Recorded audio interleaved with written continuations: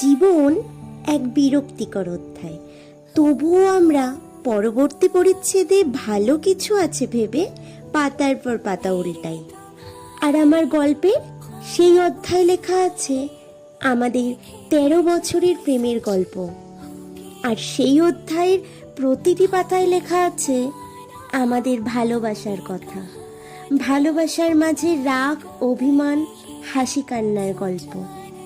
যেই গল্প শুধু 13টা বছরের নয়, সেই গল্পটা হলো 156 মাসের, 678 সপ্তাহের, 4749 দিনের, 1,13,976 ঘন্টার, 68,38,560 মিনিটের, 41,03,13,600 সেকেন্ডের।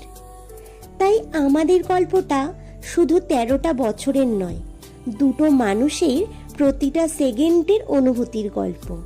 আর এই গল্পের অধ্যায়টি আমার জীবনের একটি সুন্দরতম পরিচ্ছেদে আবদ্ধ থাকলো আজীবন।